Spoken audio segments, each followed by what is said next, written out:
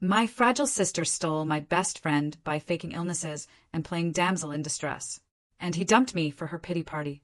What happens when the person you thought was your soulmate, your oldest friend, looks you in the eye and chooses someone else? Someone who systematically drove a wedge between you two for months. Someone whose lies you both saw right through? Well, 6 months after that gut-wrenching betrayal, he was calling me, drunk at 2 a.m. begging. And honestly, my heart still ached, but something had fundamentally shifted. You know, Theo and I, we weren't just friends. We were childhood best friends. We practically grew up in each other's backyards, building blanket forts, sneaking cookies from his grandma's kitchen, planning out our entire lives. When we're 30, he'd say, we'll live in houses right next to each other with a gate between the yards, so we never have to walk around. It was that kind of bond. His sister, Natalie, was always there, too, watching from her bedroom window, always a little too fragile for our messy, adventurous world. Life took us on different paths, but we stayed tight. I was the valedictorian, landed a full scholarship to Columbia, then a job at a tech startup that actually went public. By 26, I was a senior developer living the dream. Theo went to state school, studied business, and eventually took over his family's beloved restaurant chain. You're killing it, he'd beam every time I got a promotion. Natalie, though, she worked part-time at a boutique, claiming anything more triggered her anxiety. At family dinners, she'd often sigh, must be nice being naturally gifted. Some of us actually have to struggle. I always brushed it off, but those words, they started to chip away. The real shift, the one that blindsided me, started when I bought my own condo. Suddenly, Natalie had very strong opinions about Theo. He treats you like a buddy, not a woman, she'd say, her voice dripping with false concern. Have you noticed how gentle he is with me? How he actually sees me? I hadn't noticed, because it simply wasn't true. But Natalie had a way of planting seeds, you know? Tiny, insidious seeds of doubt. Then she started showing up when Theo and I hung out, always feeling faint or needing air. Theo, being the gentleman he was, would immediately jump up, offering water, his jacket, his genuine concern. Your sister seems unwell, he'd tell me. Maybe we should include her more. Including her more meant our conversations turned into three-way negotiations, with Natalie subtly steering everything towards her struggles. I tried to read that book you recommended, she'd tell Theo, her voice soft and pathetic. But my dyslexia made it impossible. Unlike some people, reading doesn't come naturally to me. She didn't have dyslexia. She had laziness, pure and simple. But Theo? He started seeing me through her filter. You know, he said one night, after Natalie had spent an hour describing how my success made her feel utterly inadequate. You can be pretty intense. Maybe dial it back around her. My blood ran cold. Dial what back?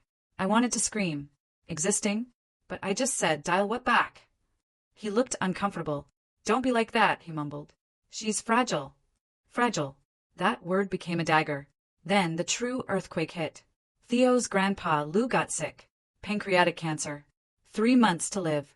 Grandpa Lou, who had practically watched us grow up, called me to his bedside while Theo was at work. He was so frail, his fingers paper-thin as he held my hand. I have one wish, he rasped. You marry my Theodore. You're the only one strong enough to handle him. I tried to demur.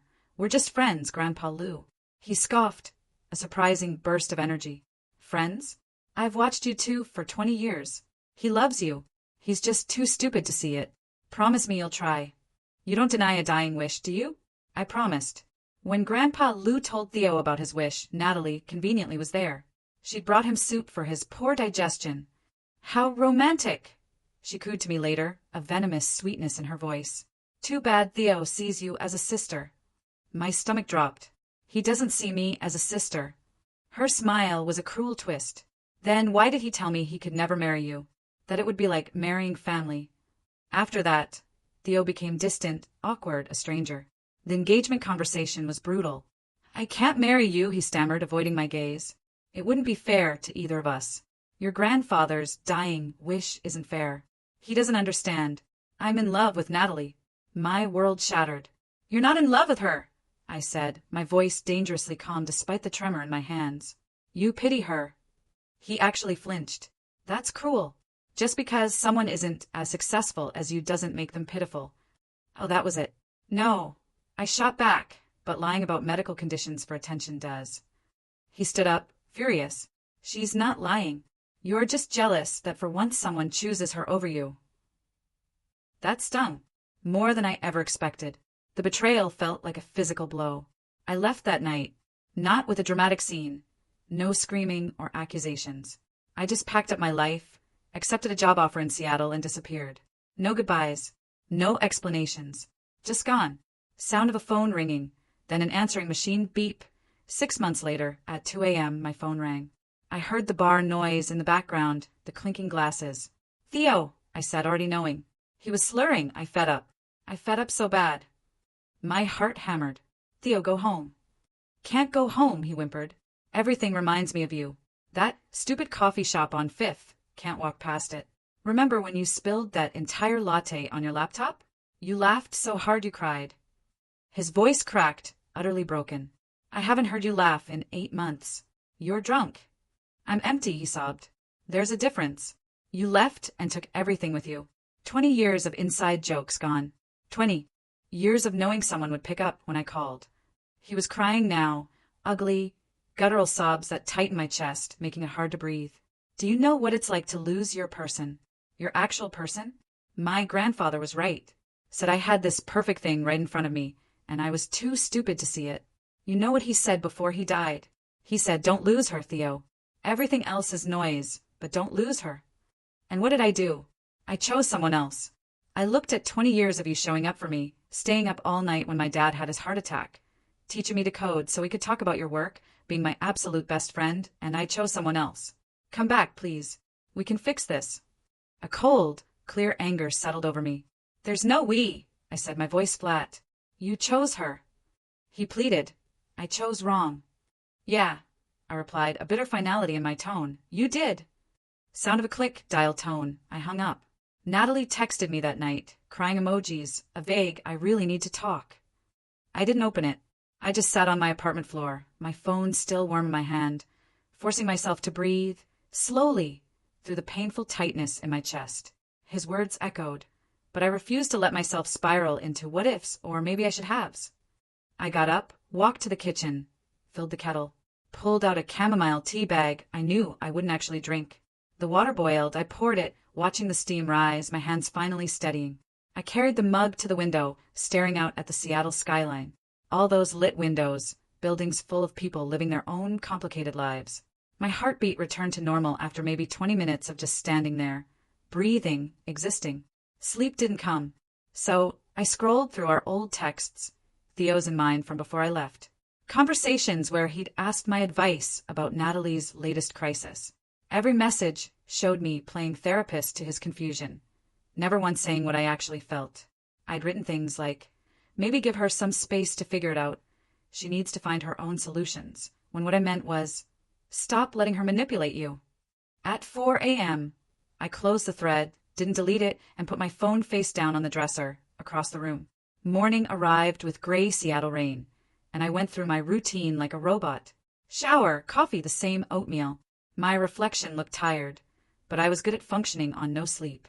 I chose my favorite sweater, the green one that had nothing to do with anyone back home, pulled on jeans and headed out. At the office, my manager, Gabrielle, found me staring at my screen.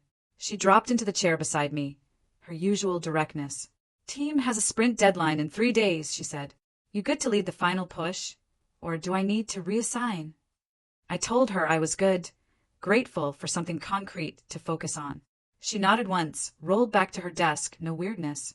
That evening, in my apartment elevator, my neighbor Serena asked how I was doing. "Fine, busy with work," I gave my standard response.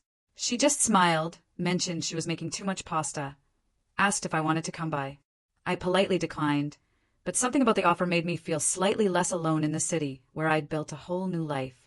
Late that night, I opened my photo albums.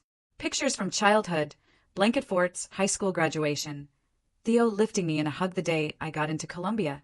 I scrolled to 3 photos of Theo and me with Grandpa Lou at his restaurant, the old man's arm around both our shoulders. I deleted them, watched them disappear, then immediately went to recently deleted and restored them. I closed the app, feeling pathetic but also somehow lighter, like I'd tested something and survived it. On Wednesday morning, I finally did something I'd been avoiding for months. I booked a therapy appointment. A counselor named Rena, Good reviews on Psychology Today. The earliest slot was next week, which felt both too soon and not soon enough. I added it to my calendar and felt something shift in my chest, a small loosening. At morning stand-up, I overcompensated for my distraction, presenting an overly detailed analysis of my code module. Gabrielle caught my eye afterwards, just nodded. She understood without me needing to explain. The team accepted my thoroughness without question, because I'd always been this way, the person who went 3 layers deeper than necessary. That Friday evening, Theo sent an email. Subject line, "I'm sorry." When I opened it, the message was sober, coherent, taking full responsibility, no excuses, no asking for anything. He understood if I never wanted to speak to him again, apologized for calling drunk, for dumping all that on me. The email sat in my inbox all weekend. I drafted 4 different replies, from angry to cordial, but sent none. Each felt too much or not enough. Finally, I saved them all in a drafts folder labeled Theo and closed my laptop, leaving it unresolved. Monday morning, I walked into Rena's office at exactly 10 a.m. The space smelled like lavender, a white noise machine humming in the corner. I sat across from her and spent 50 minutes walking through everything. Theo's drunk call, Natalie's manipulation, Grandpa Lou's wish, my move to Seattle, the drafts folder full of unsent emails. Rena took notes, nodding. When I finished, she set down her pen and asked one question. When did you first learn that being the strong one meant not needing anything? I opened my mouth to answer, but nothing came out. I'd never thought about it that way, never connected those two things as if they were a rule I'd been following my whole life. She let the silence sit there, while I tried to form words that wouldn't come. Finally, she said we'd explore that more next week. I left feeling gently taken apart, not quite put back together yet. Tuesday evening, I was heating up leftover Thai food when someone knocked. Serena stood there, holding a bright yellow flyer for building trivia night. Her team needed a 4th. "You seem like you'd be good at random facts," she said. "Want to join us?" I said yes before my brain could manufacture reasons to say no, before I could retreat into work or claim. I was too busy. She grinned. "Great. We meet at 7. Bring snacks if you want, not required." After she left, I stuck the flyer on my fridge with a magnet. Something loosened in my chest. Maybe I could be a person who did normal neighbor things, and didn't just exist in my apartment like a ghost. Wednesday at work, I sent a message to a junior developer about some basic errors in his pull request. My feedback was technical, but my tone was sharper than I meant, irritated rather than instructive. Gabrielle pulled me aside an hour later.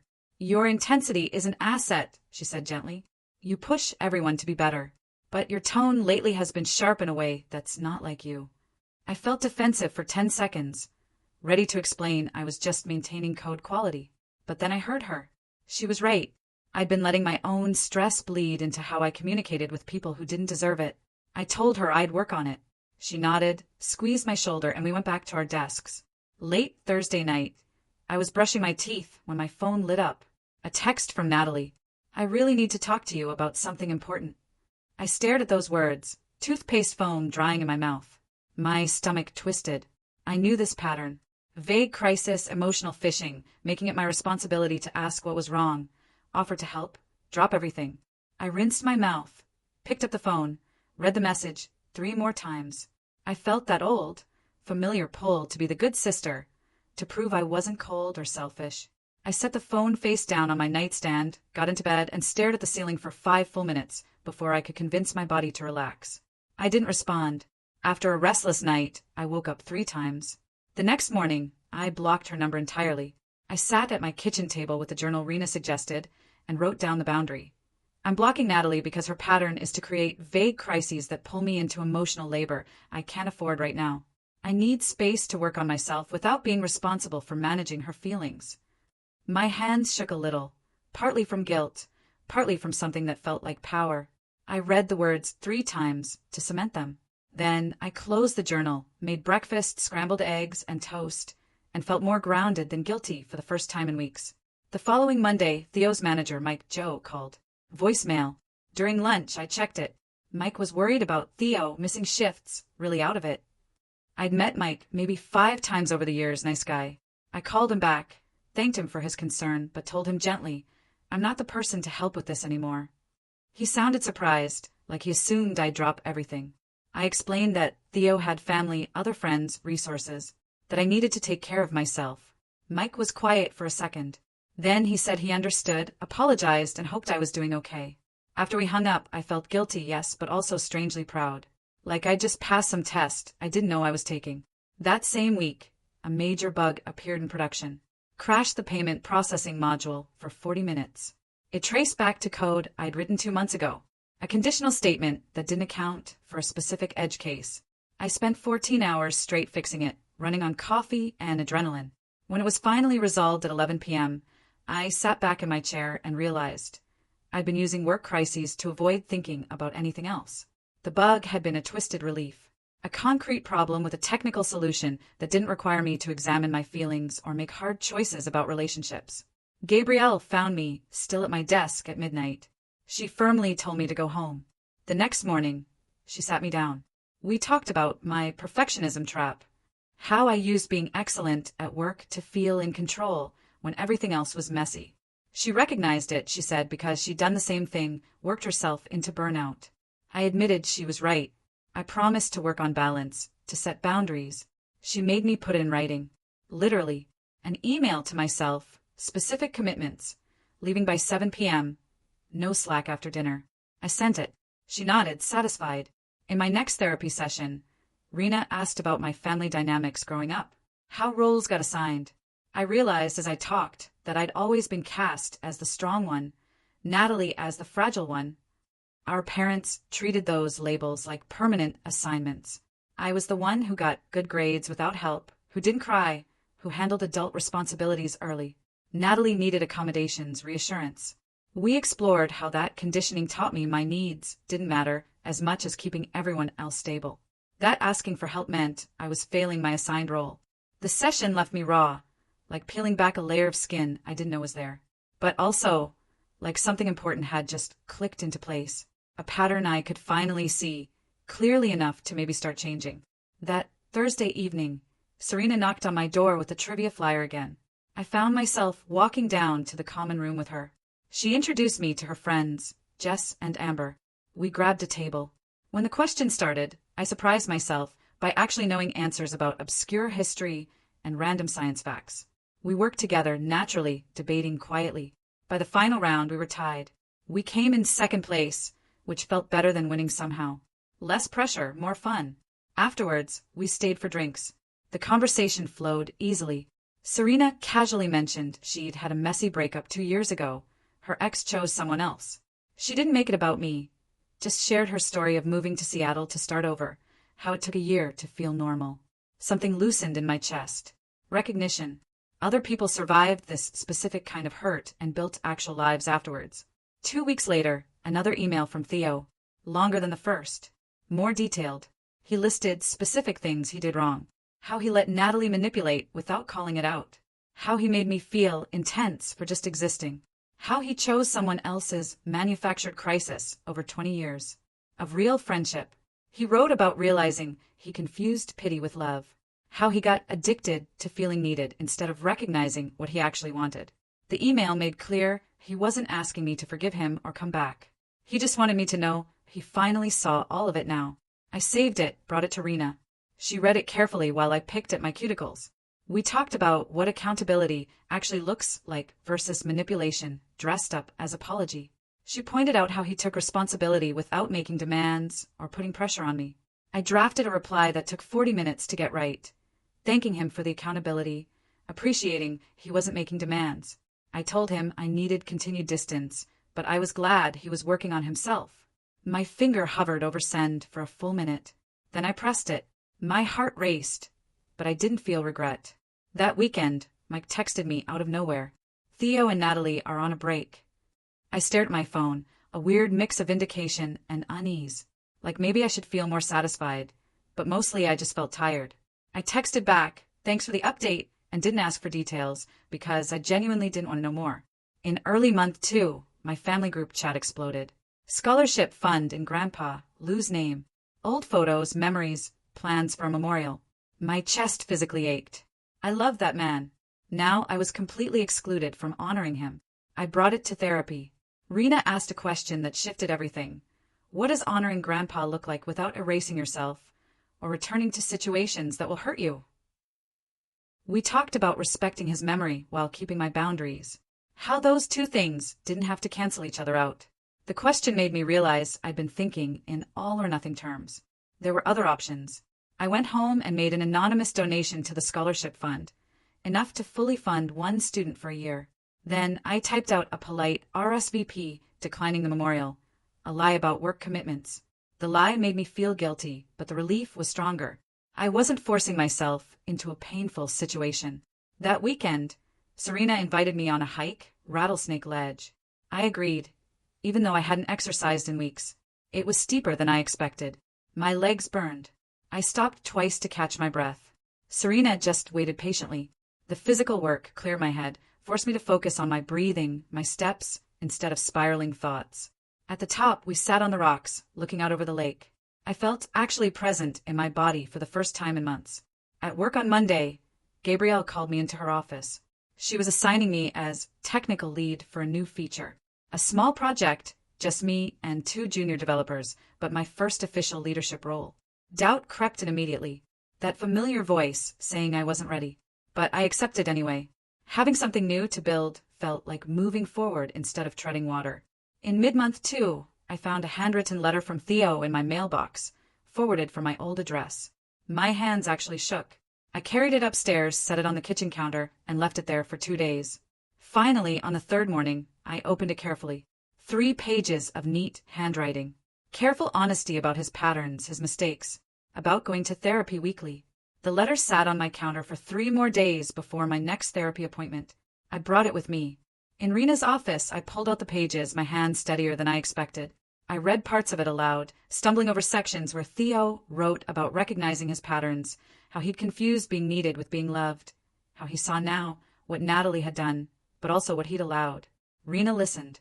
When I finished, she asked, "How does it feel to be chosen now when it's already too late?" That question cracked something open in my chest. I started crying. Not hopeful tears, but grieving tears. Mourning what could have been, if he'd seen me when I was still there. We talked about timing. How his realization didn't erase the fact that he couldn't see me until I was gone. I left with swollen eyes and a box of tissues, feeling emptied out but somehow lighter. 2 days later, Mike texted an update I hadn't asked for. Theo had stopped working late-night shifts, seeing a counselor weekly. I read the message 3 times, feeling cautiously hopeful. Maybe he was actually doing the work this time. I typed back a brief thanks, then added that his growth wasn't about me, that whatever healing he was doing needed to be for himself. Mike sent a thumbs up. I put my phone down, reminding myself that Theo's journey was separate from mine now. The next morning, my mom sent me a screenshot of a post Natalie had made on social media. Something vague about being betrayed by the people who should love you most, with broken heart emojis. Irritation spiked for 5 minutes. But then I realized I genuinely didn't care what narrative she was spinning. I opened the family group chat and muted it for a week. Not dramatically, just a click. The relief was immediate. One quiet evening, I opened my photo albums again. This time with intention. I deleted the pictures that hurt to look at. The ones where Theo and I were too close, too happy, where I could see how much I cared while he looked at me like a buddy. I kept the ones that represented good memories I didn't want to lose. The blanket fort photos, high school graduation, getting lost camping. It wasn't about erasing Theo. It was about choosing what I carried forward, curating my past instead of letting it haunt me. I moved through the albums methodically, making decisions without second-guessing. When I was done, I had half as many photos, but they felt cleaner somehow. At the start of month 3, my phone lit up with a message from Theo. My stomach dropped before I even read it. He was asking if he could meet me in person for coffee, just once to talk. He emphasized it would be on my terms in a public place, that I could absolutely say no. I stared at the message for an hour, reading it over and over, my chest tight. Finally, I typed back, "I need time to think about it." Not yes, but not no. Buying myself space. His response came within minutes. Understood. Take all the time you need. I put my phone face down. My next therapy session with Rena turned into practicing boundaries. We scripted out things I wanted to say, what topics I wouldn't discuss. She reminded me I could leave at any time. We role-played. By the end, I felt more prepared. I had tools instead of just anxiety. I left with the script folded in my wallet. That evening, I texted Theo back. I agreed to meet at a busy coffee shop near Pike Place Market on Saturday afternoon. Public and crowded like he promised. Saturday arrived gray and drizzly. Typical Seattle. I got there 15 minutes early, claimed a table. Theo walked in exactly on time, looking thinner, tired in a way that went deeper than just lack of sleep. We sat across from each other, our drinks between us like a barrier. For a full minute, neither of us spoke. Then he apologized again. This time, no desperate edge. Just steady, clear about what he'd done wrong. No deflection. No excuses. He didn't blame Natalie entirely. He just took responsibility. And I actually believed him this time. I could see in his face that he meant it. He told me he'd realized he confused pity with love when it came to Natalie, got caught up in feeling needed. He admitted he was complicit in her manipulations. Hearing him name it all so clearly, without me having to explain or convince him, validated everything I'd felt for months. He talked about his counseling, what he was learning about his patterns, how he'd been conflict avoidant his whole life, making him vulnerable to people who played victim.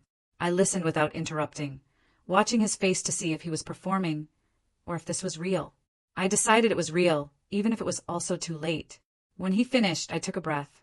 "Theo," I said clearly, "I won't go back to being your emotional support person, or your best friend who drops everything to fix your problems." I explained I needed to build a life that didn't center around being available for other people's crises, that I was learning what healthy boundaries looked like, and I couldn't go backward. He nodded. He understood. He wasn't asking me to come back. Just wanted me to know he saw it all now. The conversation lasted maybe 40 minutes. We finished our coffee without any promises. No resolution, no plan for what came next. And that felt appropriate. We said goodbye outside with a brief hug that felt more like closure than connection. I walked back to my apartment, feeling sad but strangely peaceful, like I'd done something hard and survived it intact. The following week, my code pushed to production. The feature went live without errors. User feedback started rolling in, mostly positive. Thursday evening, Gabrielle pulled our team together for drinks. She raised her glass, praising my leadership. The team clapped. I felt this warmth in my chest that wasn't about proving anything to anyone. Just genuine pride in work I'd done well. No deflecting, no downplaying. Just accepting that I'd earned this moment. A few weeks later, Gabrielle asked if I'd be interested in a senior technical lead role. I realized I was excited about my career for the right reasons now. Not just using success to prove I didn't need anyone. In month 4, my mom called. Could I come home to help sort boxes? My first reaction was irritation, that familiar pull into obligations. But I took a breath. Yes, I can do Saturday and Sunday. Then I immediately booked a hotel room. Bought a plane ticket for Saturday morning. Return flight Sunday at 4. 36 hours with built-in escape routes. Thursday night, I mentioned the trip to Serena. She offered to water my plants. She made a joke about being my Seattle safety contact for an emergency extraction. I laughed because she got it without me having to explain why a simple family visit required tactical planning. Saturday afternoon, I drove to the grocery store. I was reaching for chips when I saw Natalie by the apples. We both froze. My shoulders went tight, jaw clenched. She didn't turn away. She just stood there, uncomfortable. I grabbed my chips, about to leave, when she quietly said my name. We ended up having this brief, awkward conversation. She told me she'd been scared of being forgettable her whole life. She said it fast, like she'd practiced it, that she knew she'd manipulated situations, and she was starting to see how bad that had been. I felt a flash of empathy.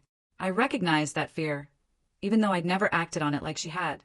But I kept my physical distance, my emotional walls up. I suggested therapy might help her. My voice neutral. She nodded, said she'd actually started seeing someone a few weeks ago, twice a week, that it was helping her understand her patterns. I told her I was glad, hoped it continued helping, but I also made it clear I wasn't interested in rehashing everything. She nodded again. We separated without drama. At my parents' house, I went through boxes, yearbooks, art projects, stuffed animals. I kept the things that were mine alone, stuff that represented who I was independent of anyone else. I left behind every shared memory I didn't want to carry forward. Mom came in a few times, asking if I was sure about leaving certain items, but mostly she respected my choices. I packed 2 small boxes of things I actually wanted, loaded them in the rental car, and felt surprisingly okay about closing this chapter. Sunday morning, I hugged my parents goodbye, promised to call more often, drove straight to the airport. Once through security, I sent a message to the family group chat, landed safely back in Seattle, then put my phone on silent. Theo didn't reach out. I didn't contact him. The whole trip felt complete, properly boundaried, in a way that would have been impossible 6 months earlier. Back in my apartment, unpacking my small boxes, settling back into my space, I realized my regular routine felt different now. It wasn't just going through motions. It was actually building a life that belonged to me. My favorite coffee shop where the barista knew my order. My hiking spot with Serena. My therapy appointments with Rena. My work projects that challenged me in good ways.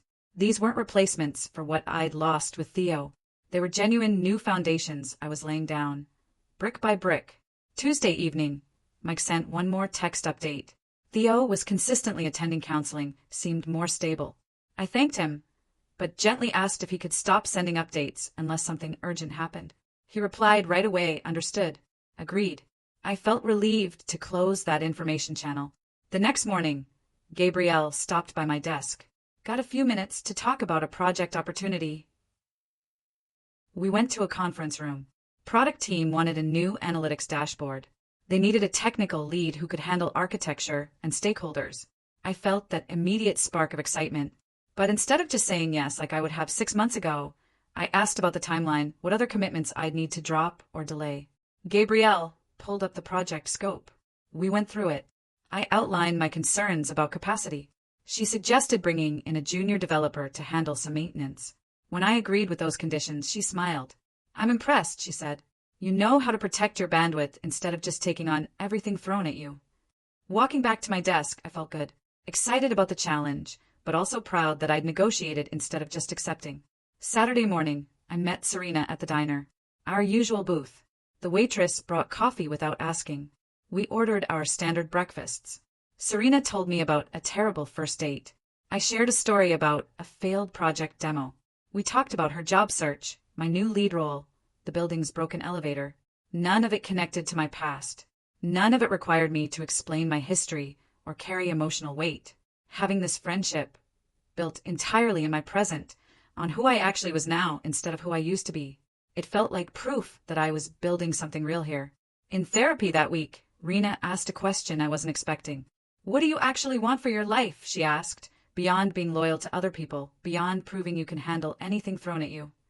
I opened my mouth to answer, and realized I didn't have one ready. Everything I'd built had been about being strong enough, capable enough, successful enough, never needing anyone. But what did I want, just for me, separate from everyone else's needs or expectations? We spent the rest of the session exploring that without clear answers. Rena suggested journaling about it, writing down what my life would look like if I built it around my own desires. The question itself felt important, even though I couldn't answer it yet. Like she'd identified something I'd been avoiding without realizing it. In month 5, Natalie texted. My stomach tightened. The message was short. She'd been in therapy for 2 months and wanted me to know. I stared at it. That old pull to ask questions, offer support. Instead, I typed back. I'm glad you're getting help. I wish you well. I didn't offer to reconnect. She replied with a simple thanks. I put my phone down, feeling okay. Kind, but without sacrificing my boundaries. That same week, I found Theo's old hoodie stuffed in the back of my closet. The navy blue one I'd borrowed years ago. I pulled it out, held it for a minute, remembering a dozen times I'd worn it. Then, I folded it carefully, found a shipping box, wrote a brief note. Thought you might want this back. Dropped it at the post office. The gesture felt like returning something that had never really been mine to keep. Closing one more small loop. One quiet evening, I sat at my kitchen table with my journal. I started writing about what I actually wanted my life to look like. Not what would make me seem strong or successful, but what would actually make me happy. Work that challenged me without consuming me. Relationships that felt balanced. Being the kind of person who could accept help without feeling weak. The vision was realistic, centered on my own values. Writing it down made it feel possible, like I was giving myself permission to want things that were mine alone. My feature at work launched. Adoption numbers exceeded every goal. Gabrielle forwarded the company newsletter, my project highlighted. The recognition felt good. I accepted congratulations without deflecting. But what mattered more than external validation was that I felt genuinely proud of the work itself. When Gabrielle mentioned opportunities for advancement, I realized I was excited about my career for the right reasons now. In month 6, Theo sent a 1-paragraph email. He'd been focusing on sobriety for 4 months, taken on more responsibility at the restaurant. He was grateful for my honesty during our coffee meeting, said it had helped him see things more clearly. He hoped I was doing well and left it at that. No requests, no questions, no attempts to pull me back into his world. The message felt warm but complete, like he was updating an old friend without expecting anything in return. I sat with it for a day, making sure my reply came from a genuine place. I wrote back that I was glad he was doing better, that his continued growth sounded really positive. I hoped his work on himself brought him real peace. I didn't suggest future contact. The exchange felt kind but finished. 2 people who used to be everything, now wishing each other well from a distance. The following week, I met Gabrielle at a coffee shop downtown. We sat outside despite the drizzle. She pulled out her tablet, showed me different career tracks, management, technical. She shared her own story about burning out, how she learned to choose projects that energized her. We mapped out a plan that balanced ambition with sustainability. Walking back, I felt like I'd been given permission to want success without sacrificing myself. That weekend, Serena knocked on my door with her toolbox. We spent Saturday morning moving my couch, angling it toward the window. We hit up a plant shop, came back with 3 plants that could survive my irregular watering. Serena helped me hang prints I bought months ago. We rearranged my bookshelf. By afternoon, my apartment looked different, intentional. I stood in my living room after Serena left. The space didn't feel like somewhere I was hiding anymore. It felt like a place I actually lived in. Chose. Made mine. The shift was small, but it mattered. On Tuesday evening, my mom called. 20 minutes of completely normal things. Dad's new project, my work, their garden. No mention of Natalie or Theo. The conversation felt easy in a way it hadn't been in over a year. When we said goodbye, she said she loved me, and I said it back. We'd found some new baseline that respected my boundaries, without all the tension. The next morning, an email from Natalie. Subject, thanks. 3 short paragraphs. Therapy helping her understand herself, recognizing patterns. She didn't ask to rebuild our relationship. The message just acknowledged that suggesting therapy had been helpful, and she appreciated it. I read it twice, mostly relieved. She was working on herself, and I didn't need to be involved. Saturday evening in month 6. I walked through my Seattle neighborhood as the sun set over the water. The air smelled like salt and coffee. Someone was grilling on a balcony. I thought about Grandpa Lou. He'd wanted me to be happy. He'd thought that meant marrying Theo. But maybe being happy looked different from what he'd imagined. I felt peaceful. A peace that didn't require pretending the past year hadn't hurt, or erasing everything that happened.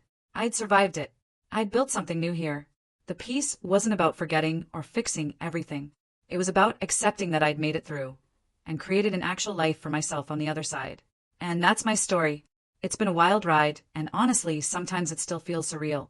But I wouldn't trade the lessons learned for anything. I'm curious, though. Have you ever had to choose yourself, even when it felt like you were letting someone down? Or have you found peace after a really tough breakup or betrayal? Tell me what you think in the comments below. I'd love to hear your experiences.